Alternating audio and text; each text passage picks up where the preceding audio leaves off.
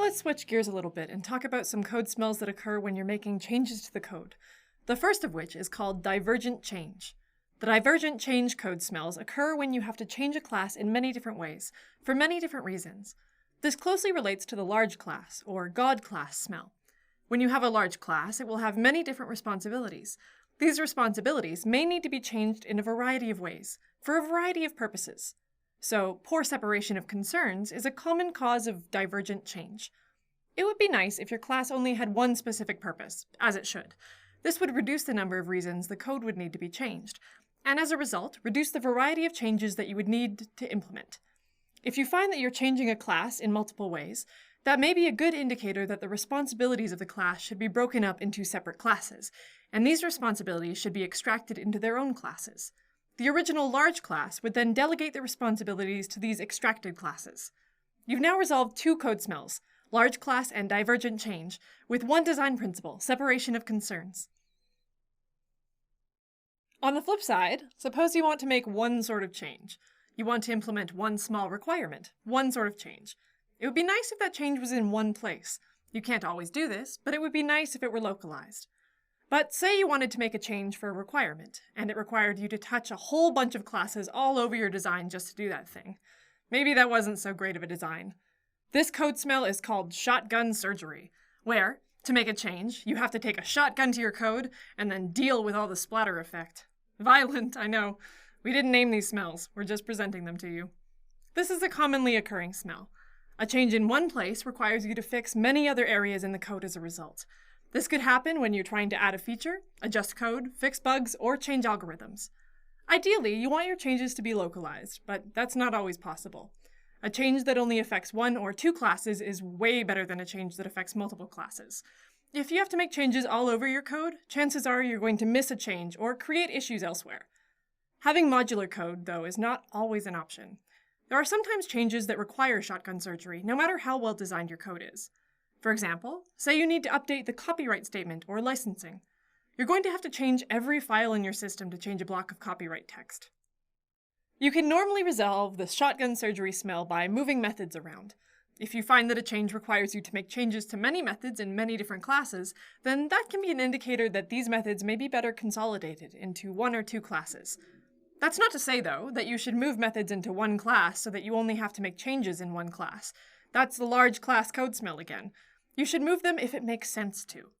The fact that a change in one place leads to changes in other places does show that these methods are related in some way, so perhaps there's a better way to organize them. However, if it makes more sense to leave them as they are, then you may just have to deal with it the way it is. The next code smell we're going to talk about is feature envy. Feature envy occurs when you've got a method that is more interested in the details of a class other than the one that it's in. This sounds like a romantic movie. Long-lost lovers who end their relationship years ago are still in love with each other, despite being in new relationships. They're more concerned with the other's relationship than they are with their own. You, as the viewer, are just screaming at the scene that they should end their respective relationships and just be together. They're just never going to be happy until they're in the same place. Well, the solution is the same for this code smell.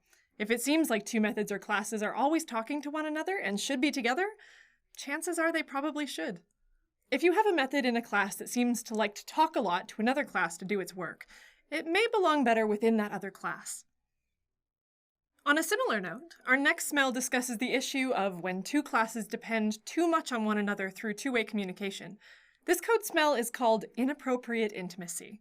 Say you have two classes that talk really closely to each other, so a method in one class calls methods of the other, and vice versa. Should these classes be so closely coupled? Probably not. Likely there should be some way to remove this cycle. To remove the cycle, you can factor out methods that both classes use into another class. This might free up some of the close communication. At the very least, you should be able to make it so that the communication only occurs one way. Now, don't get me wrong, cycles aren't necessarily a bad thing. You may recognize that the state design pattern has cycles. There are going to be situations where these communication cycles are necessary. However, if there is a way to remove the cycle, that would be a good solution to make your design simpler and easier to understand. We previously talked about the law of Demeter, or the principle of least knowledge. That principle specifies which methods you're allowed to call. It's not just private methods you're not allowed to call. Even for public objects, there are specific rules as to when you are not allowed to call a method. The next code smell, message chains, potentially violates the law of Demeter. Say you have an object A, which has a method getB, and this returns a B object. On this B object, you call a method getC, which returns a C object. Finally, on that C object, you call upon it to do something. In this case, it could be that the law of Demeter forbids you from calling methods upon the B or C objects. Having these long message chains where you are calling, getting an object back, then calling again, getting another object is a sign that you may be violating the law of Demeter, and these are bad message chains. Bad message chains cause rigidity or complexity in your design. It also makes code harder to test independently. In order to find an object in the code, to get from A to C in this example, I have to navigate the chain and these objects' dependencies. You don't want to bake in a particular navigation to your objects. Let's say I want to rework my design and restructure those dependencies. If I do that, I'm going to break this code. That's a sign of a brittle design. That's not always to say that if you see a line of code with a chain of calls, it's a bad thing.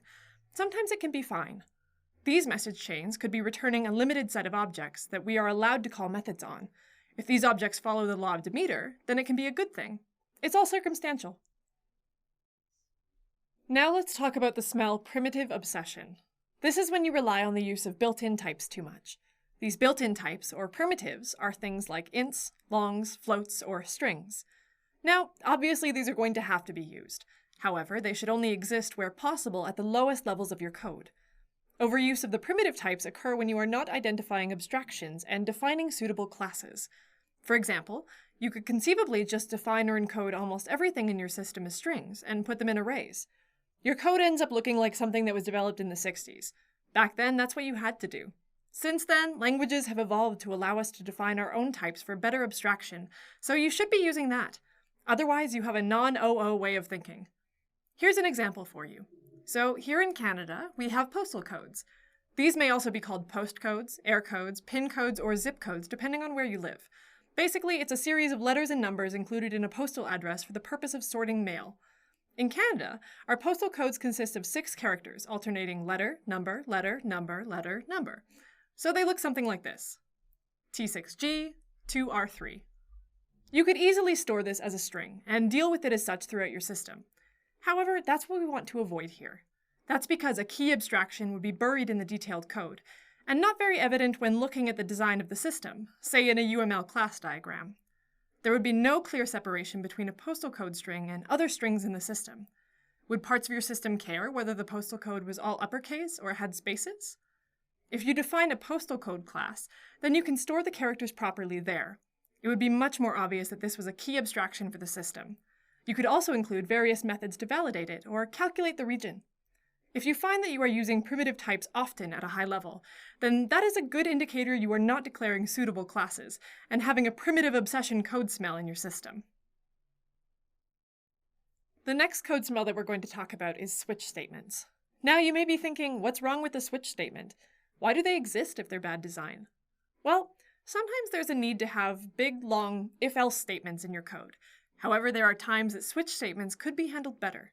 For example, if your conditionals are checking on type codes, or the types of something, then there is a better way of handling these switch statements. Here in this example, the say method checks on the type of animal, and has different cases in the switch statement to have the animal say something appropriate, like woof if a dog. You want to be able to reduce these conditionals down to a design that uses polymorphism. In this improved design, we can have dog and cat objects that know the appropriate thing to say when their say method is called. Have you ever written any code with the thought, we might need this someday? If you have, you violated our next code smell, speculative generality. Speculative generality occurs when you make a superclass, interface, or code that is not needed at the time, but you think you may use it someday. Maybe you want the ability to make subclasses or provide a different implementation eventually, but you don't actually need it right now. If you're doing this, you are introducing generality that may not actually help the code. You are over-engineering the code. With agile development, you want to be practicing just-in-time design. You want just enough design to take the requirements for a particular iteration to a working system. So, at the beginning of each iteration, you would choose the set of requirements that are going to get developed. That is all you need to design for. You can ignore all other requirements in your backlog because those may never actually be needed. As you know, software changes frequently.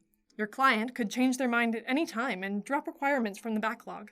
Your design needs to say simple. You don't want to spend time writing code that may never actually get used. When you need to generalize, then you generalize. This change may take longer at the time compared to if you set it up beforehand. However, you'll probably save yourself time overall across the system by not writing code that you don't need. It also keeps your code lean, simple, and easier to adapt. Finally, we're at our last code smell, refused bequest. This occurs when a subclass inherits something and doesn't need it. Think of this like your great-aunt Trudy has sadly passed away. In her will, she left you with her prized figurine set. She has hundreds of these little porcelain figurines that she had collected throughout her life. As much as you loved your great-aunt Trudy, you do not have the need, the want, or the space for these figurines. What was intended to be a gift has turned into more of a burden. This happens in code too. Say a superclass declared some common behavior across all its subclasses. If you find that your subclasses are inheriting things that they don't use or need, then is it appropriate that they be subclasses of this superclass? Maybe it would make more sense for a standalone class. Or maybe these unwanted behaviors should not be defined in the superclass. If only some subclasses are able to use them, perhaps it would be better to simply define those behaviors in those subclasses only. So those are examples of code smells. They are really great indicators of bad code and bad design. I recommend that you review your code frequently for those code smells to make sure that your code remains reusable, flexible, and maintainable. If you're interested in reading more about these code smells, or want to know what you're supposed to do in order to resolve these code smells, you can check out Martin Fowler's book, Refactoring, Improving the Design of Existing Code. Just like you can't write a good novel with one draft, you can't write good code without reviewing and adjusting the code to follow design principles, apply design patterns, and avoid code smells. Refactoring is a very important, yet sometimes overlooked way of achieving good design. Now go deodorize your code. Congratulations! You've completed all the video content for this course. Now next up are the remaining capstone assignments. You've already analyzed and critiqued a working software project for code smells.